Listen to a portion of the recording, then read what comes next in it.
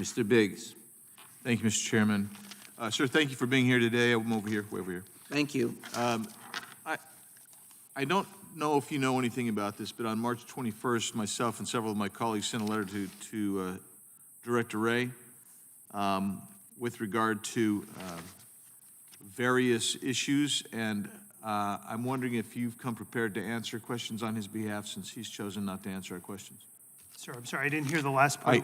Have you come prepared today to answer questions that any of my colleagues have? We've sent Director Wray three letters within the last 3 weeks.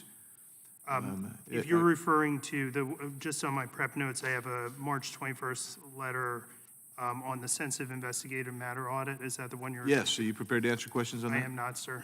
Okay. But you are aware of that?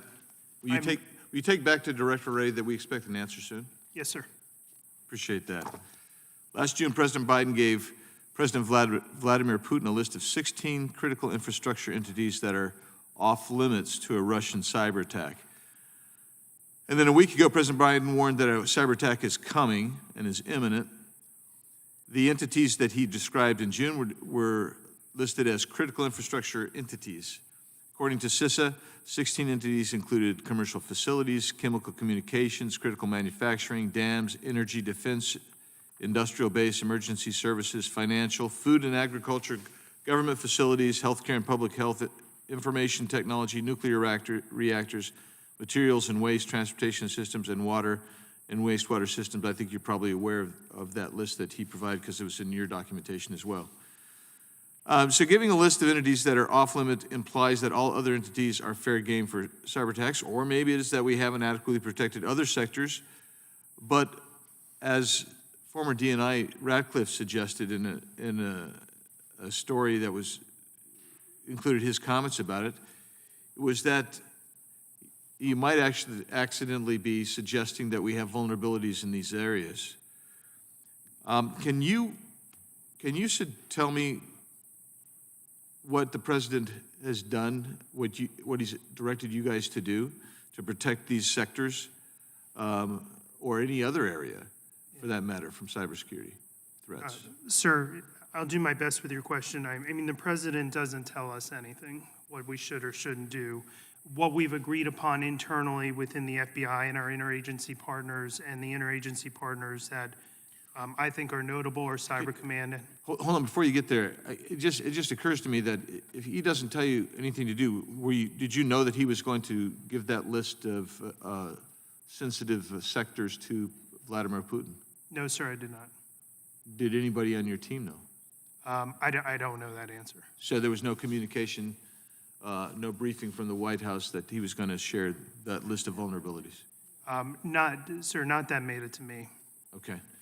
Okay, and so if you can give me a brief response then, previously as you were giving. Sure. When we look at our primary interagency partners, state, treasury, the folks at the fort, CIA, et cetera, we all have a very, very good working plan related to the current threat streams about what our priority goals are. And so there is extremely strong operational coordination based on strategic and tactical intelligence that I think if any of them were sitting here today in front of you, separate from me, that would speak with confidence about what we're prioritizing. And those 16 areas that President Biden listed off to Vladimir Putin, have there been cyber security attacks or breaches in any of those 16 areas since he's given that list to Putin? Sir, I don't know the answer to your question. I apologize. I can certainly take that back and get that answered for you. I just don't know in this moment. Okay, I wish you would let us know. And then also, if you can identify, since you don't know that, you probably can't answer the next question, which was, have any of those come from Russia? And so if you can identify whether they're national actors or other actors, if you can identify where those threats have come from and those attacks have come from. Are you aware of any other cyber attacks to any other entities outside the 16 sensitive areas that the president listed and gave to Vladimir Putin? Yes, sir. Can you describe those, please? Well, just off the top of my head, certainly we have software companies that have been targeted. I'm just trying to go through my head over the past couple weeks. we certainly have, sir, as I'm working through this in my head in real time, there are compromises against some of those 16 critical infrastructure sectors that you mentioned. I can't speak specifically to which ones. And you can provide Time that the to. gentleman has expired. Well, Mr. Chairman, can I just, I've got some submissions for the record. Yes. Thank you. An article dated September 29th said U.S. deports high-profile hacker to Russia before prison sentence ends. A series of CISA articles and notifications and memos, as well as a piece by Leah Barkos entitled "Biden Actually Gave Putin a List of Critical Infrastructure Not to Carry Out Cyber Attacks in the U.S." Another piece entitled "Ratcliffe Says Biden Handed Putin the Wrong List. It Should Have Been a List of Our Targets in Russia." Another one on The Sun from June 18, 2021. "Biden gave Putin green light to cyber attack U.S. when he listed 16 off-limit targets, experts say." Another one says, entitled "Biden's off-limits list for Russian cyber attacks criticized as green light to target everything else." Another piece entitled "Russia May Target U.S. Businesses with Cyber Attacks, Biden Warns."